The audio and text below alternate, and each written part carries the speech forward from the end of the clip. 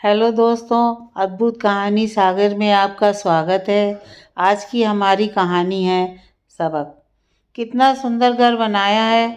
सुमन और दीनानाथ जी घर की भव्य सुंदरता को देखकर मंत्रमुग्ध हो गए। घर में प्रवेश करके वह ड्राइंग रूम में बैठकर अतीत की यादों में खो गए। सुनिए, हाँ बोलो, आज बाजार से बनी बनाई सब्जी ले आइएगा। इतनी गर्मी में मुझसे किचन में खड़े होकर सब्जी नहीं बनेगी।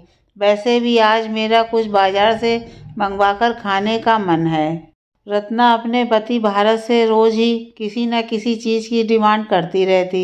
भारत भी उसकी हर बात की हामी भरता रहता। किसी दिन रत्ना का मॉल जाने का मन होता। जब भी मॉल जाती तो खूब शॉपिंग करके अपने लिए सामान लाते। जब से शादी हुई थी रोज़ ही नई नई शॉपिंग चल रही थी।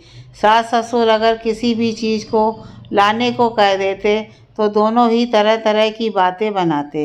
उन्हें लगता हम घर की जिम्मेदारी क्यों उठाएं। हम दोनों मियाँ बीवी का खर्च ही कितना है। भारत का अपना बिजनेस था। वह हर समय यही दिखाने की कोशिश करते कि हमारा बिजनेस ठीक से नहीं चल रहा है। उनके अपने खर्चों पर कोई लगाम नहीं थी। तरह तरह के ब्रांडेड कपड़े मंगाना, दोस्तों के साथ पार्टियां करना, सब पर वह दोनों खूब खर्च करते। और कहीं आना जाना, नाते रिश्तेदारी में कहीं भी खर्च करने का नंबर आता तो सास ससुर को ही करना पड़ता। इन सब के बावजूद भी घर में हमेशा कलेश होता रहता। सुमन जी अगर किसी भी खर्चे में थोड़ा किफ़ायत करने को कह देती तो रत्ना को बहुत बुरी लग जाती। उसे लगता सासू माँ तो बहुत कंजूस है, मुझे मन के मुताबिक खाने भी नहीं देती। रत्ना की आदत थी वह हर चीज़ को बहुत सारा बना लेती। आधा खाती, आधा काम वाली को देती और मौका लगता तो बचा हुआ चुपके से डस्टबिन में डाल देती। सास ससुर दोनों ही रत्ना की आदतों से परेशान हो चुके थे। उन्हें उनकी जिम्मेदारी का एहसास दिलाना ज़रूरी था। उन्होंने धीरे धीरे घर के खर्चों की जिम्मेदारी उन दोनों पर डालनी चाहिए, पर वह दोनों ये जिम्मेदारी उठाने को तैयार नहीं थे। उन्हें बस यही लगता हमारे दोनों का घर में खर्च ही क्या है। वह अपनी बात पर अड़े हुए थे। सुमन जी के बार बार कहने पर भी वह किसी भी जिम्मेदारी को उठाने के लिए तैयार नहीं थे।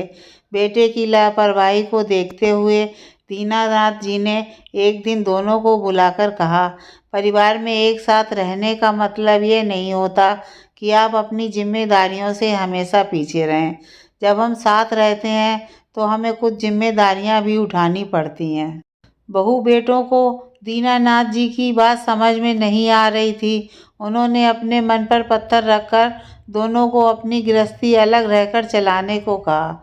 भारत को अपने पिता की यह बात बहुत बुरी लगी। दीनानाथ जी की बात को ना समझते हुए भारत और रत्ना ने अलग रहने का फैसला कर लिया। उन दोनों ने सोचा जब हमें सारी जिम्मेदारी ही उठानी है तो हम अलग ही क्यों ना रहें। वह दोनों अलग घर लेकर रहने लगे। दीनानाथ जी को उनकी बहुत चिंता होती। वह ये सोचते पता नहीं भारत का बिजनेस कैसा चल रहा है, कैसे वह अपना घर चला पाएगा। दिन भर वह इसी चिंता में बैठे सोचते रहते।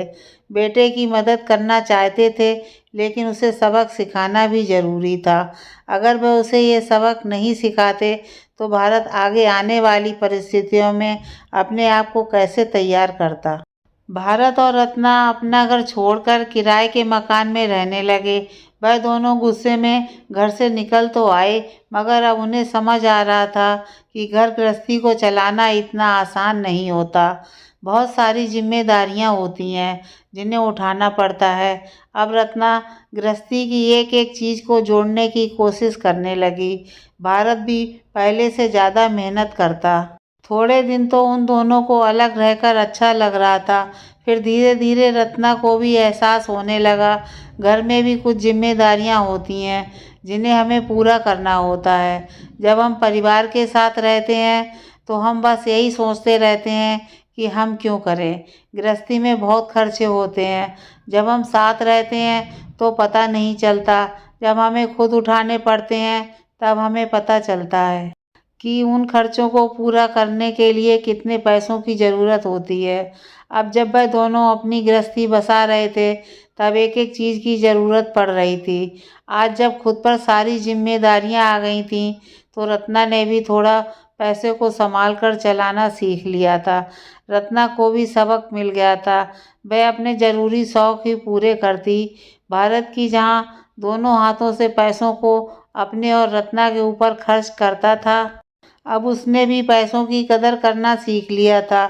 उसे एक सबक ऐसा मिला जिसने उसकी ज़िंदगी बदल दी थी। माँ और पिताजी, चलिए, गृह पूजन का समय हो गया है। आपको अपने बेटे के घर का गृह प्रवेश करवाना है। बेटे की आवाज़ से सुमन और दीनानाथ जी अतीत की यादों से बाहर आ गए। बेटे के घर गृह प्रवेश में आए माता पिता यही सोच रहे थे, कभी कभी कुछ फैसले बच्चों के लिए ज़रूरी होते हैं। पूजा के बाद भारत और रत्ना ने सुमन और दीनानाथ जी के पैर छूकर आशीर्वाद लिया। वह दोनों अपने किए की माफ़ी मांगने लगे। भारत ने कहा, पिताजी, अगर उस दिन आपने हमें हमारी जिम्मेदारियों का एहसास कराने की कोशिश नहीं की होती तो शायद मैं आज इस मुकाम तक नहीं पहुंच पाता। मैं पहले की तरह पैसों की कदर करना नहीं जानता। मैं हमेशा अपने ऐशो आराम की ज़िंदगी को ही सर्वोपरि मानता रहा। आपके द्वारा दिए गए सबक ने मेरी ज़िंदगी बना दी। मुझे समझ आ गया कि हमें अपनी जिम्मेदारियां खुद उठाने की कोशिश करनी चाहिए। किसी के ऊपर डिपेंड रहकर ज़िंदगी नहीं चलती। परिवार साथ देता है, इसका मतलब ये नहीं कि हम परिवार का फ़ायदा उठाना शुरू कर दें। सुख दुख में हमारा परिवार ही हमारे काम आता है। बच्चे माँ बाप के साथ रहकर पूरे तरीके से माँ बाप पर डिपेंड हो जाते हैं। साथ रहकर भी हमें हमारी जिम्मेदारियों का एहसास रहना चाहिए और परिवार में मिलजुल कर जिम्मेदारियों का निर्वाह करना चाहिए। पिताजी ने भारत को गले लगाते हुए कहा, कोई बात नहीं बेटा, कहते हैं ना, देर आए दुरुस्त आए। तुम्हें समय रहते सब कुछ समझ आ गया। बस हमें और क्या चाहिए। हम तुम्हें तुम्हारी जिम्मेदारियों का एहसास कराना चाहते थे। हम तब भी तुम्हारे साथ थे और आज भी तुम्हारे साथ हैं। कभी कभी हम परिवार के साथ रहकर उन पर पूरी तरह से डिपेंड हो जाते हैं। हमें अपनी जिम्मेदारी उठाने की आदत ही नहीं होती। हम सिर्फ अपने लिए जीना सीख जाते हैं। परिवार को भी हमारे सपोर्ट की ज़रूरत होती है।